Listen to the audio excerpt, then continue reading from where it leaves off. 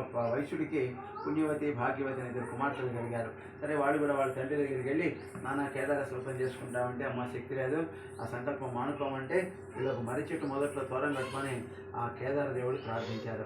ఆయురారోగ్య ఐశ్వర్యాలు అందమైన రూపాన్నిచ్చి అదృశ్యమైపోయినాడు. ఈ వ్రతం యొక్క మహత్యం వల్ల ఉజ్జయిని పట్టణం రాజు పుణ్యవతి అనే కన్యను, చోళభూపాడు భాగ్యవతి అనే కన్యను వివాహం చేస్తున్నాడు. ఈ వైశ్యుడు ధన సమృద్ధి సామ్రాజ్య సంపదను పొంది సుఖంగా ఉన్నాడు.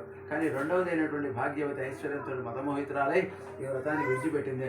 అందువల్ల భాగ్యహీనురాలై పితృడితోటి పెనుడితోటి అడవులో తిరుగుతూ ఒక బొయ్యవాడింటికి జరిగింది. అక్కడ వాళ్ళ కుమారుని చూసి, అయ్యా మక్కైన పుణ్యవతిని ఉజ్జయిని రాజు వివాహం చేసుకున్నాడు, నీవు అక్కడికి వెళ్ళి మన కష్టాలు చెప్పుకొని కొద్ది డబ్బు తీసుకురాగానే వెంటనే పిల్లవాడు పెద్దల దగ్గరికి వెళ్ళి జరిగిన వృత్తాంతాన్ని వినవించి పెద్దల దగ్గర ధనం తీసుకుని వస్తున్న సమయంలో మార్గమధ్యంలో కేదార దేవుడు ఆ ధనాన్ని దొంగల రూపంలో సంహరిస్తాడు.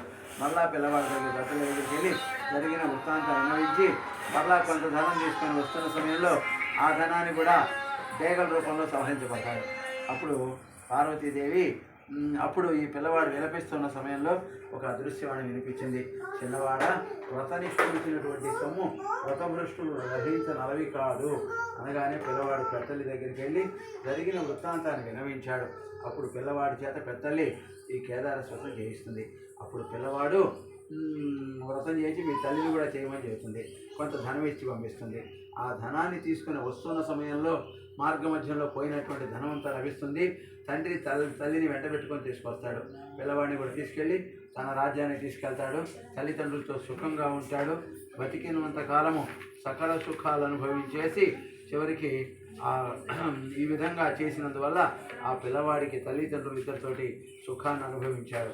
కాబట్టి ఎవరైనా యథక్త విధంగా ఈ వ్రతమహత్యాన్ని భక్తి ఇక్కడ చదివినా విన్నా ఆ మహాదేవుడి యొక్క అనుగ్రహం వల్ల ఆయురారోగ్య ఐశ్వర్యాలు పొంది సుఖాన్ని అనుభవించి శివసాన్నిధ్యం పొందుతారయ్యా అని గౌతమహత్య చెప్పబడింది. సూతుడు సౌనకాది మహర్షులు చెప్పగా వ్యాస భట్టారకుడు స్కాంద పురాణంలో వర్ణించాడు. అక్షించాడు. కేదారేశ్వర స్వామి దేవత ఆవాహయామి. ఆవాహనం ఆసనం సువర్ణరత్నుల సింహాసనం హస్తయార్ఘ్యం పాదయోపాధ్యం వస్త్రకుమార్ దక్షాన్ గంధస్యోపరి అక్షరాం సమర్పయామి పుష్పాన్ని పూజయామి కేశవాయ నమః నారాయణ హరే శ్రీకృష్ణాయ నమః.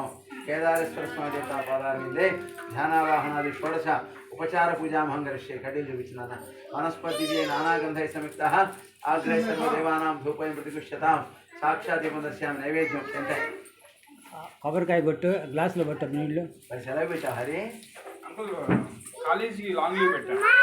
ఎందుకని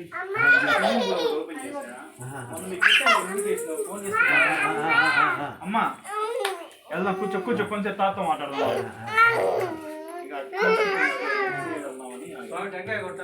కొట్టు, ఒక గ్లాస్ తీసుకోండి. ఇది రన్నింగ్ ఏది కథ అయిపోయింది, మేసి కట్టుకుందాం, మన దండం పెట్టుకుందాం. కొబ్బరికాయ కొడుతుంది కదా అమ్మ. స్విమ్మింగ్ ఎంత పెట్టారు? పర్ 200 సంవత్సరం నెలకైతే 300 కొట్టారా? మామూలు చెప్పి సరి కొట్టమని. ఇంకేం పెట్టారు? జిమ్ కూడా పెట్టారా? షటిల్ కోట్ పెట్టాలంటే జిమ్ స్కేటింగ్ అను ఏది అమ్మాయి ప్రెసెంట్ అయితే స్విమ్మింగ్ స్కేటింగ్ కొబ్బరికాయ కొట్టుకోము. అక్షంతలు వేసి దండం పెట్టుకు కొబ్బరికాయ కొట్టు. నీళ్ళు మార్చాము. ట్యాంకర్ కొట్టు, ట్రాక్టర్ కొట్టు, ట్యాంకర్ కొట్టేసాడా? ఈ పక్క వచ్చి కొట్టమ్మా. దాంట్లో ఇంకా విడిగా ఉండేలే ధర ఉంచమ్మా, వేసుకుంటాం. అటు పెట్టి మేము వెయిట్ చేస్తాం.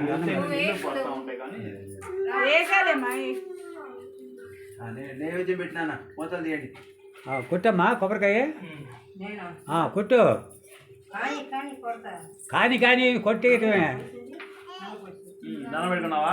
కొబ్బరికాయ కొట్టు. నేను భరత్ ఏంది మరి ఆ కొట్టమని ఇదిగో స్విచ్ అటు పెట్టావు చూడు.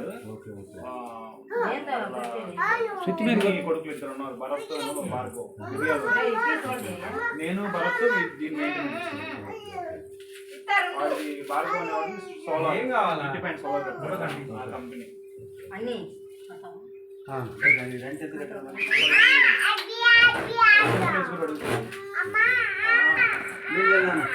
ఓం భూర్భువస్సువః. పోంది కొబ్బరికాయ కొట్టమ్మా. ఏది ఈ అమ్మాయి వెనక వస్తుంది? అది ఆ అమ్మాయి కంటిరా పిన్నికండి. ప్రశంసామి అమృతమస్తమోచంసి కేదారేశ్వర స్వామి దేవతా ఉద్దేశ్య కేదారేశ్వర స్వామి దేవతా పాదారవిందే యథాభాగ నారికేళ ఖండ కదలీపర పక్ష భోజ్య చోద్య లేహ సమాయుక్త మహానైవేద్యం సమర్పయామి. చూపించండి. ఓం ప్రాణాయ స్వహ అపానాయ స్వహ ధ్యానాయ స్వహ సమానాయ స్వహ ఉదానాయ స్వహ బ్రహ్మణే స్వహ మధ్య మధ్య ఉత్తరపానే సమర్పయామి. ఉత్తరోపాసన నెల్లూరు టెంకాయ రాలేదేమో. నెల్లూరు టెంకాయ కలసానికి పెట్టారు పెద్దది. కర్పూరం అదిగో మా ముందు రేలికి వాళ్ళు 10 రూపాయలు టెంకాయలు మాకు వచ్చేది. పోతా వేడికి చెట్టు 100 కాయలు రాయిపోయినాయి. 100 కాయలు ఆడే ఉండు.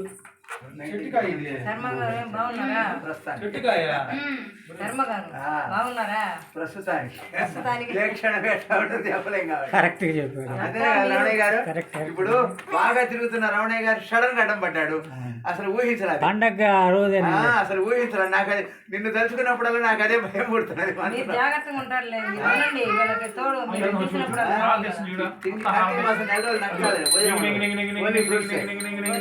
అట్లా ఎలా చూస్తున్నా సత్యో జాతం ప్రపంచాం సత్యో జాతాయ వై నమో నమః భవే భవేనాది భవే భస్మాం భగవద్భవాయ నమః ఈశాన సర్వ విద్యానాం సర్వభూతానాం బ్రహ్మాధిపతి బ్రహ్మణోధిపతి బ్రహ్మశివం సదాశివం నారాయణ విష్ణే వాసుదేవాయ ధీమహి తన్నో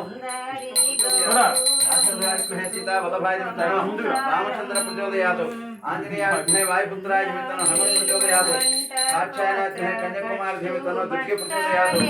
ఇది మంత్రపుష్పం సమర్పయామి. ప్రదక్షిణ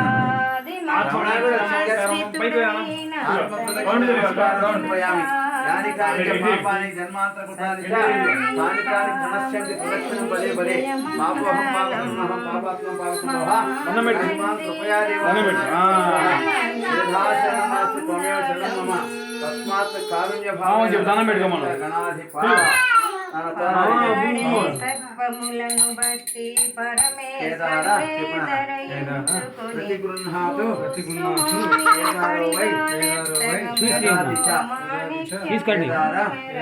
తారకేభ్యో కేదారాయ నమో నమః. సమస్త పాపక్షేత్రం కేదారేశ్వర స్వామి దేవత పాదముదకం శుభం అకాలముక్షుహరణం సర్వవ్యాధి నివారణం సమస్త పాపక్షేత్రం. తీసుకోండి. నేను చూడలేదమ్మా రమణ. నన్ను అక్షం తెలియదు. దేవస్య గృహే గృహే దివి జనాన్ శతమానం భవతి దీర్ఘాయుష్మాన్ భవ. ఉన్నత విద్యా ప్రాప్తిరస్తు తదనంతరం ఉన్నత ఉద్యోగ ప్రాప్తిరస్తు తదనంతరం ఉత్తమ వధు ప్రాప్తిరస్తు శతమానం భవతి వ్యాపారాభివృద్ధిరస్తు అఖండ కోటేశ్వర ప్రాప్తిరస్తు శీఘ్రమే పాణిగ్రహణాధికార యోగ్యతా సిద్ధిరస్తు వధువు ప్రాప్తిరస్తు అంటే ఎవరికి అడిగాడికి శీఘ్రమే పుత్రికా సంతానాధికారస్తు దీర్ఘాయుష్మాన్ భవ ఆయుర్వృద్ధిత ప్రాప్తిరస్తు విద్యా నిరాటక శతమానం భవతి శతాశీఘ్రమే పుత్ర సంతానాధికార దండం పెట్టుకో. ధర్మ గారు మహావిష్ణు స్వరూపస్య బ్రాహ్మణస్య ప్రీత్యర్థం దీర్ఘాయుష్మాన్ భవ దీర్ఘ సుమంగళీ భవ.